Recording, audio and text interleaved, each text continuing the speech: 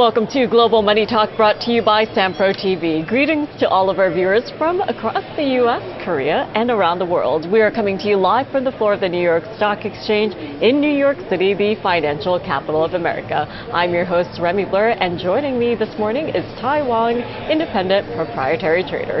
Tai, happy Friday to you. Oh, good morning, and it's been a long week, so kind of glad that Friday's here. It gives us a little weekend to rest up.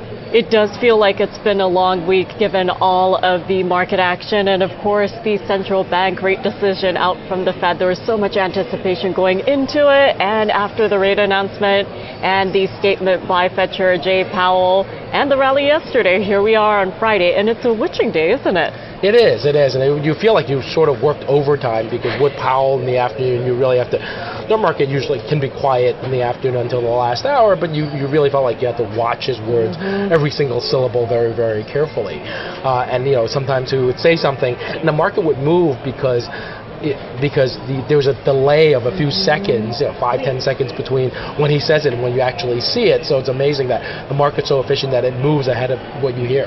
And triple witching today. So once every quarter, and this is the quarter, and this could be an important one.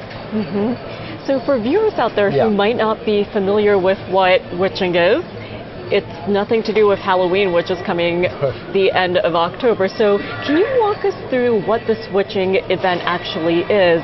And when it comes to expectations for volatility as well as volume, what can we really expect today? So it all depends, and it's actually a good time to go into it because you hear about triple witching, but commentators don't really talk about exactly what it is.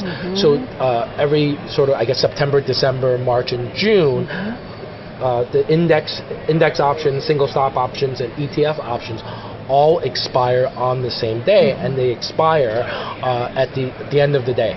So it's that last hour of trading. It can get very volatile, and that's why they call it the witching hour when things happen. So it became triple witching, and it sounds great. So that name is going to stick, and I think it's going to be good. So the thing to remember about options expirations, and I traded lots of options as a gold trader, as a foreign exchange trader, as a base metals trader, is where is the open interest? What options are still alive that are about to expire? So let's look at the live shot of the S&P 500 if we can. I think we're trading at 5684, right?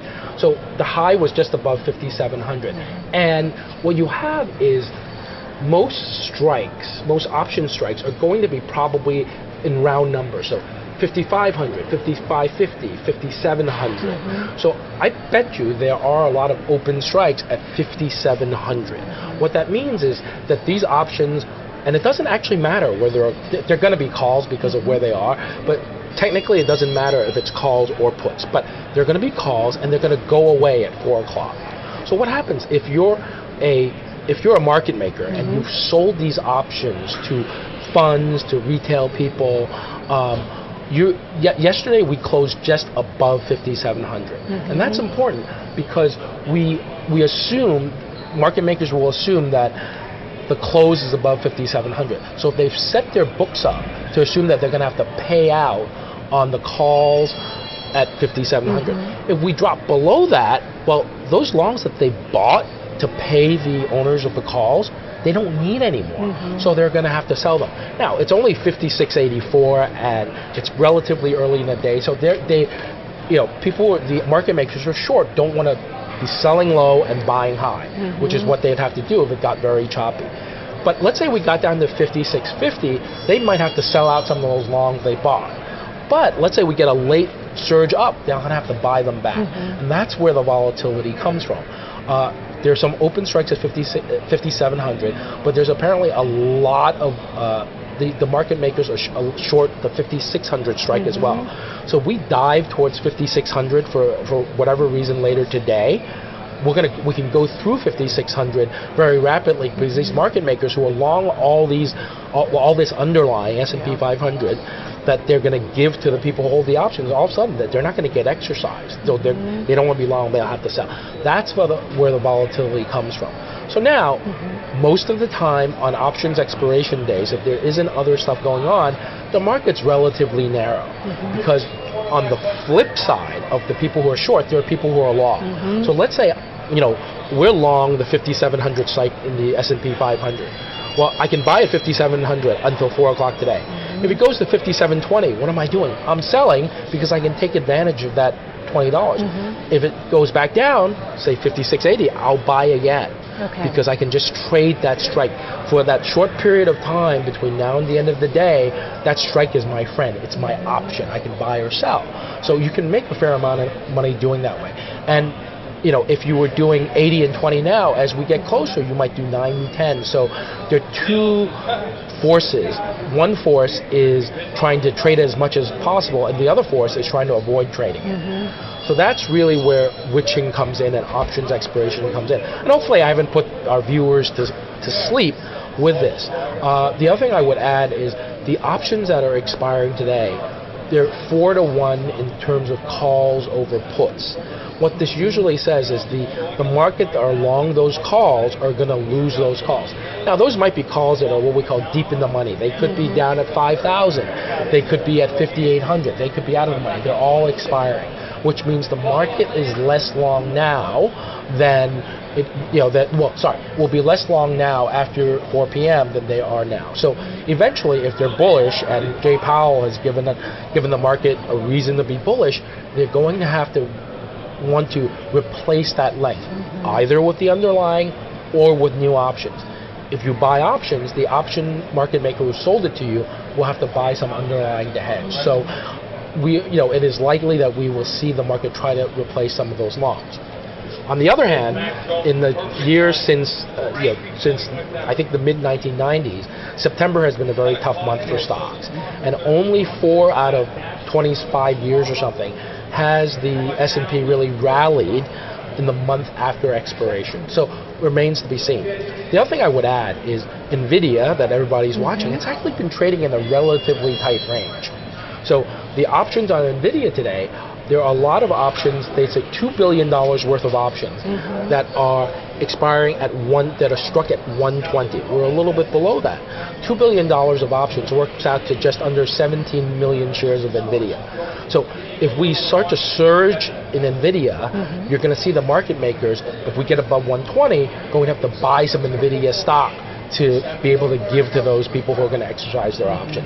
If not, we'll be relatively quiet and stay, in the current range, 116, 118, which I think is likely, but 120 is important for NVIDIA, and because all those options are going away, is, perhaps likely that you'll see NVIDIA rally, all things being equal, next week. Well, Tai, I think it's very helpful for the viewing audience to understand what this witching event actually is, because we hear about this all week, about how it could add to volatility as well as volume. It may do or it may not. It really depends. And of course, walking us through the example of NVIDIA as well, I think it's a single stock that we have all been keeping our eyes on, and especially given the rally yesterday, we've been seeing key levels, not just for NVIDIA, but the equity averages as well. So I think this is a good time to take a look at where the market has opened this morning. So in New York morning trade at the 11 o'clock hour, we're seeing the Dow, NASDAQ, and S&P 500 in the red, and right now we're seeing the Dow Jones Industrial Average off by about 70 points right now. But we have to keep in mind that the Dow and the S&P 500, as you mentioned, Tai, did close higher yesterday following that rally. And so looking at the NASDAQ Composite Index this morning, let's see where it's trading at the 11 o'clock hour. It is also lower as well, down by over 100 points or 0.7%. Meanwhile, the S&P 500 as well, something we will be keeping our eyes on this morning, is off by about 0.5%. So before we move away from what we'll be paying attention to today, can you also tell the viewing audience about the rebalancing and why it matters? So we've got three new stocks are going into the S&P 500. That's Palantir, Peter Thiel's company, Dell Computer, and Erie. I believe they're an indemnity insurance company. And the ones that are coming out are Etsy, a company called Bio-Rad, and American Airlines. So this has been known for a while, Yes. and I believe, and I'm not really an index expert per se, but I think you go into the index at the closing price, and you come out of the index at the closing price.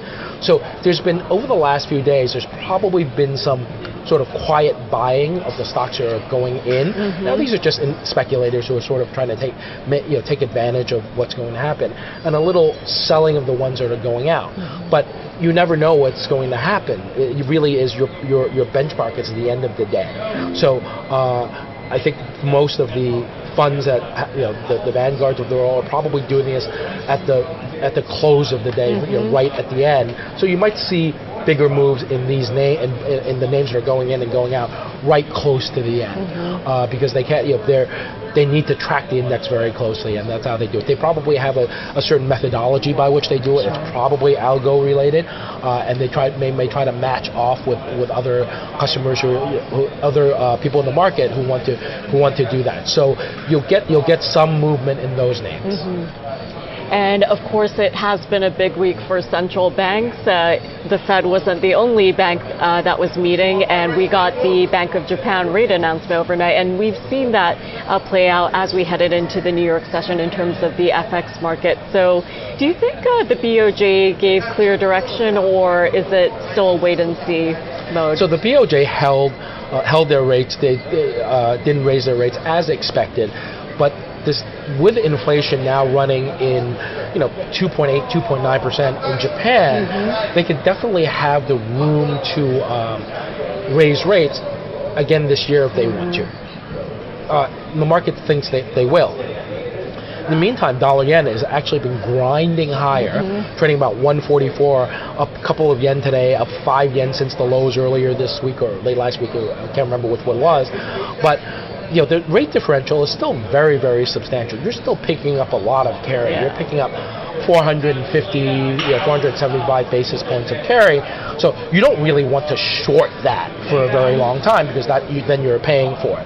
So I think there are people who say, all right, well, we look at the CME FedWatch tool. The market is right now pricing in 25 basis points of cuts for the Fed in November, but 50 in December. And I think that's just, they're a little confused. They're not sure.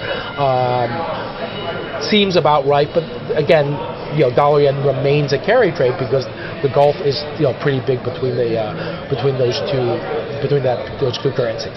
And we will be getting more data points before the next Federal Reserve meeting, and I'm sure the Fed will be paying close attention to not just the inflation figures as well as jobs report, but other signs of how the economy is faring. So speaking of the economy as well as market movers, what names are you watching on this Friday morning? So, I'm keeping my eye on Boeing. There's an interesting article that says that the displaced workers who got their last paycheck, I think, yesterday, or was it the Thursday before? No, it was the Thursday before because they struck on Friday. So it was the 12th. Because of the gig economy, and they can work for DoorDash, they can work for Uber, they can work for other companies, there's more flexibility now than there was for a strike than when they struck like 14 years ago, whatever it happened to be, or was it 2014? But in any case, they're in for the long haul. The sense is most people are going to be good until Christmas. The union puts in $250 per worker per week to help them along. They do lose their health insurance, so they'll have to figure out how to replace that in some way. So I think Boeing might be in for a long haul, and we talked about yesterday that Kelly Wartburg is in an unenviable position, having the anger of the union to his predecessors. So let's see how he deals with this. I think Boeing. I think there's value in Boeing, just not here right now. Intel, off the bottom. I think there's maybe some value there. They've gotten a couple of pieces of good news. But the one thing that I do want to look at, and let's look at graphic 1, is Bitcoin. Bitcoin has had a really, really good run. So that's a downtrend since sort of the middle of the year. Lower highs, lower lows, not usually a good sign. And just as in the rally over the last couple of days, we've seen it just nose above that downtrend. It's not big enough of a nose that, I'd say, all right, I want to buy the break right here. I'd say we'd get above 65,000. We might get a run to 70,000 and new historic highs. But I'm watching this closely. If the show's continued strength, this might be worth a buy here. Not a huge, I'm already long Bitcoin, not a huge add, but I think there might be a little value here, at least for it to go sideways if we break through this, significant downtrend. And Tai, in yesterday's trading session, as we watched the broader market rally, we also saw the crypto majors, Bitcoin as well as ETH rally yesterday by over 5%. And overnight heading into the session, as you indicated in that chart, we saw Bitcoin break above 64,000, and that's quite a move higher given the recent downtrend. Yes. And I think it's the thinking, it's a little bit of the FOMO, the fear of missing out thinking. People weren't sure how the market would react to the Fed. So far, the market has reacted very well. Let's see where we are at the end of the day, but it looks like we're going to be up significantly on the week in new high territory. Do you want to miss out on, even though September is typically not a good month, do you want to miss out on a big rally towards the end of the year? And if the S&P or some of these are your benchmarks, as a fund, you don't want to miss you cannot or you don't want to miss your benchmark. So I think there may be money that are sitting a little bit on the sidelines coming in. So people are looking for value. Where can I place this? You're seeing this in gold today. In a bull market, you almost buy every dip, and we're 26.13, 26.15-ish region. Again, grinding higher. Looks like it will continue that way. So I suspect the market likes the Fed where it is right now, and unless the data for employment comes in strong or inflation rears its head, which seems to be unlikely at this stage, I think that this is a market that wants to be bullish and will be happy grinding higher for the next few weeks at least. And Tai, before we move away from crypto and gold, it's interesting, especially given that we only have 45 days until November 5th, the day of the U.S. presidential election, that once again we're starting to see headlines of both candidates, Harris and Trump, regarding crypto. So earlier this week, Donald Trump had a rally in Long Island, but he also stepped into a burger joint here in Manhattan, New York, and he was the first to make amongst the candidates, that is, to make a purchase for a burger using Bitcoin. And apparently Anthony Scaramucci is helping Harris with her crypto messaging when it comes to her campaign. So it'll be really interesting to see what comes out from both of the sides. I think I think both campaigns recognize that there's a lot of people, especially young people, interested in crypto, and you don't want to be crypto unfriendly. I think it was certainly staged, but a clever move by Trump, and a burger joint's that's him, right? He's a burger man. I think part of his everyman appeal, even though he's a billionaire, and I don't think somebody buys his burgers for him, but Harris is from California. She understands technology, and certainly wants to keep Silicon Valley sort of behind her, and doesn't want to become anti-crypto. But certainly the campaigns are heating up. We have the vice presidential debate coming up in a week and a half. That is going to be a humdinger, because I think J.D. Vance is an attacker. Tim Walz is sort of very different than someone that we've ever seen. The guy doesn't own any stocks, doesn't own any bonds, doesn't own any investments. All he's got is his pension and a savings account. That is so unusual, and makes us, in the finance community, say, do you really understand what happens and how important this is to the economy? So that's going to be a very interesting debate. Yeah, I'm glad you highlighted that, Tai, because I'm sure you and I were going to be watching and paying close attention to that, and we will be bringing you the coverage after the debate, and we'll see what happens at that event. Yes. Well, ahead of the weekend, Tai, I know that you're also keeping an eye on other stories that are making headlines. We know there's a lot when we're talking about names that are listed on the exchanges, but also in terms of geopolitics as well. So there's a lot of ground to cover. So what are the main stories that you're focusing on right now? So one thing that I certainly noticed is the Israelis have struck Beirut. Yes. And gone after Hezbollah. That situation looks like it's going to escalate. How much is unclear, but it looks like it's going to get hotter before it really cools down. Looks like they realize that Hezbollah is a much more important threat than Hamas, even though after the terrible attack that Hezbollah is much more powerful and has the backing of Iran. So they're turning their focus, I think, to Hezbollah right now, and it looks like, and I think the Journal had a article on this saying that the Biden staffers are saying we're not going to get a peace deal. Part of it is the Hamas has not, and again on anonymous comments that Hamas is saying they don't want to respond to things that the Americans and the Israelis have predicted. Be that as it may, that's the biggest focus. One thing that did catch my attention is 3 Mile Island. Yes. The nuclear plant that that infamously melted down, I think in 1979 or something, is actually getting restarted, and all its power output has been bought by Microsoft, and it's going to power their AI. Now we're in 2024; they're thinking 2028 now. But for that to be ready, and they would also need to be able to hook up to the grid, and that's one of the biggest issues. You can have a lot of new power, but the grid is old, and the grid is really, really hard to change. So, but nevertheless, I think it's really encouraging, because if you're for low carbon, nuclear is the way. And in the U.S. and many parts of the world, there is a mindset against nuclear. Certainly after Fukushima, Japan shut down all its nuclear plants. And now I realize that for the Japanese, it's a special case, right? There's something in the national psyche about nuclear plants and accidents. I get that. But then Germany, Angela Merkel inexplicably shut down all the German plants, only to have a little problem that didn't age well 2 years later when they found out we're totally dependent on Russian natural gas. So hopefully this is a revival of nuclear power. Won't be easy in the U.S., but the idea that this is clean and it's pretty safe, we can use all the power that we can get.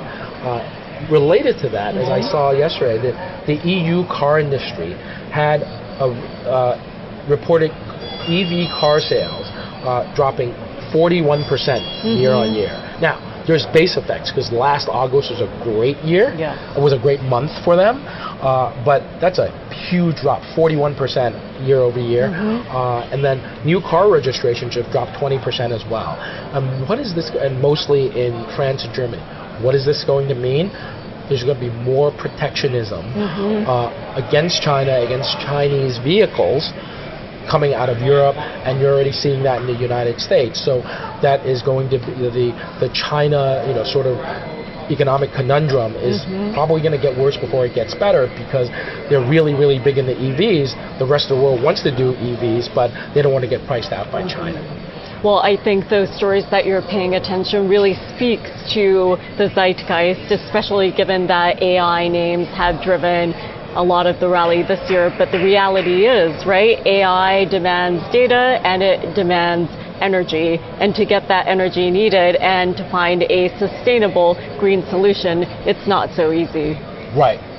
And the last thing on China, this was an interest. China's been struggling trying to revive their economy, but they've made so many changes. They've made it much more of a command economy than it was a free market economy, and it hurts the animal spirits. People don't know what to do. If the government picks winners and losers, it really hurts it hurts initiative. And one thing that they talked about is they're thinking about allowing people without the hukou, or the internal passport, to buy property in major cities like Peking and Shanghai, which is a big, big change. And they're also looking at buying second homes easier. Now, I think it's an interesting signal that they're trying to relax that. They're scrabbling for ways to revive that economy. But until they probably make it less of a command economy and allow the economy to grow organically, these moves are, may not be enough, but it is interesting that they're starting to say, you know what, maybe we need to help the real estate people a little bit. And we know that real estate is something that we'll also be keeping our eyes on, not just in the second largest economy, but also here in the Absolutely. U.S. as well. So thank you so much, Tai. We will continue our conversation in the next segment, Global Money Talk. We'll be right back after a short break. Don't go away.